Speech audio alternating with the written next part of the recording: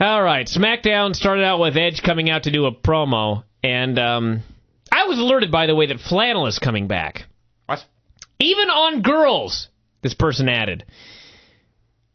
Edge is supposed to be the world champion. Stop fucking wearing flannel, you geek. At least, yeah. He wore a flannel shirt. Usually he wears the designer jeans and the boots and his own T-shirt and looks okay. Flannel shirt, jeans, and his belt over his shoulder. He started talking about the pay-per-view and saying that he was a champ, he was the best, Jeff Hardy was a geek, blah, blah, blah. Teddy Long came out and said that Matt Hardy had hit Jeff with a cast at the pay-per-view, and so it was only fair to do a rematch. And they were doing it at Extreme Rules. Edge was appalled. He said it was not Matt Hardy, it was my top rope execution. Jeff is a failure. So Jeff came out and said, now listen, Teddy, last week you said this was all about the WWE Universe. I hate that term, by the way. I'm not sure if I ever mentioned that. Well, but let me mention it one more time. I hate the term WWE Universe. It makes me want to vomit. You're only going to have to hear it retch several times per hour for the foreseeable future. But here's what bothers me about it. Okay. Let me go on here, then I'll tell you what bothers me about it. Anyway, he went out and polled the fans to see if they wanted to see a main event tonight of Jeff versus Edge, with the winner choosing the Stips for Extreme Rules. He goes out and asks fans, they all say yes. Personally, I find this unfair, but Teddy Long was okay with it, and he said, sure, we'll do it later tonight in the main event. So that was the first segment. Here's why I hate WWE Universe. I don't mind having like a name that you call your fan base. Whatever. I don't like fan base because I'm about to talk about our listenership here. We call this the Empire. Uh-huh. That at least sounds cool, okay? Darth Vader was in charge of an empire, As okay? was Julius Caesar. Winners get empires. The universe? The WWE Universe. It encompasses what? Apparently everything. Everything? It just sounds so hokey. Well, maybe they were afraid to use Empire because I'd forever be pointing out how we had that first. The WWE Empire. You're telling me that if Jeff Hardy came out and said, Teddy, last week you said all decisions are ultimately in the hands of the WWE Empire, that wouldn't have sounded cooler than the WWE Universe? It could be the Kingdom. It could be the Realm. I don't like either of those. Right. I guess I chose Empire. That's the best one. I guess you did take the I'm trying to think what would be also I'm trying to think of synonyms for Empire. City-state? Polis? Civilization? All right. Okay, maybe the universe isn't that bad. It's still bad. Don't call it that. Just call it the fans of the WWE. Let's ask these people. Let's ask the people. WWE people. Sure. Don't even call them the WWE people. Just say the people. Why do you have to specify the WWE people? That limits it. You say the people, and that indicates all people throughout the universe, in fact, are fans of WWE. When you say the WWE Universe wants to see Jeff Hardy and Edge for the title, that suggests a finite number of people. When you just say the people want to see Jeff Hardy versus Edge, that could include citizens of Mars. Every sentient organism in the universe that's ever lived. Exactly. And even when you say the WWE Universe, you're not even talking about the whole universe. Only the WWE Universe. It's too limiting, this phrase. Anyway, Jim Morrison in Crime Time against the world's greatest tag team and Ricky Ortiz. Yes. Ricky Ortiz, let me say this. He still sucks a cock. Okay. But he is so much better as a heel.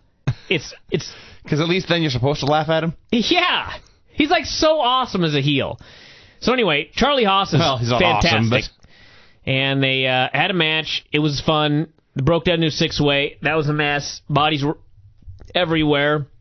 Thank God the show was taped. And then Morrison necked Haas and hit the full twisting split-legged moonsault for the pin. Why is Haas getting pinned in these fucking matches? I don't know. Ortiz, you got to protect Ricky Ortiz. Oh, yeah. You got to protect Ricky Ortiz and Shelton fucking Benjamin. The best part was when the JR started discussing Ricky Ortiz, and he started to say, sometimes he overstays his welcome. And there was a brief pause, and he came right out and said, sometimes he misses his cue. Just buried him for going long at some point somewhere. Then we had the stupid-ass Molina segment, the Molina promo. It was even dumber because she's doing this promo, and up walks Alicia Fox, who wants to alert her that Michelle McCool was going to win the match tonight, the number one contenders match she was going to have with Michelle and Gail Kim. And after that, she was going to take the title from Molina. And Molina said, well, I want you to send Michelle a message. Tell her not to have a little girl come to do a woman's job. And then she slapped her, and Alicia Fox went, ah! And she backed off, and as soon as she's off screen, they go back to Molina, who's looking mad. Mm-hmm. Like they told her, act mad. Right. And so it was the phoniest thing you've ever seen. Is it? Let me give everyone in WWE, I'm not Marlon Brando or anything, but let me just give you a little advice. This is what I would do if I were Molina.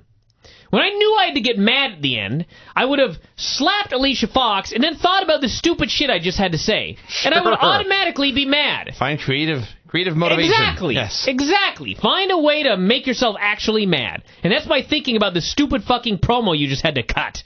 And by the way, that reminds me, I didn't even mention this.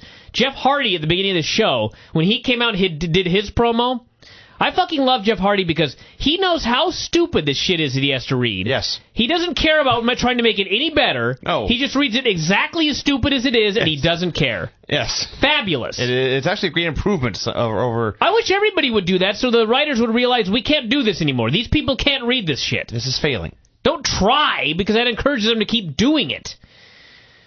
Then we had Michelle and Gail. Let's see what we had here. The match was just bad. It wasn't as bad as the Kelly match on Monday. That was bad. But this was pretty bad. The highlight of which was when Gail put on some wacky lucha submission. And they called it, I believe, the Mexican Dragon. Or something of that nature. And it's like Mystico's finish. But Michelle's in there forever. She starts getting groggy. She drops to a knee. She acts like she's going unconscious. Gail turns into a cradle. As she's turning into the cradle, Michelle's foot gets on the ropes. The ref breaks it up. Michelle immediately, do not pass go, do not sell at all, jumps to her feet and is immediately back on offense again. Sure. This was horrible. This whole match sucked. Well, when you don't really know how to wrestle, that's what you do. And then Michelle hit a horrendous Styles Clash for the pin. That's right. She didn't even bother to hook one arm. She just kind of threw one leg over and then just kind of fell. And what did they call this new Styles Clash? What do they call this new move? I believe it was the Faith Breaker. The Face Breaker. That's a much better name than Faith Breaker. Either way, the Face Breaker? Sure. Because you break their face? Right. That's much better than when they called her on her pedigree thing, the Wings of Love. That's vagina.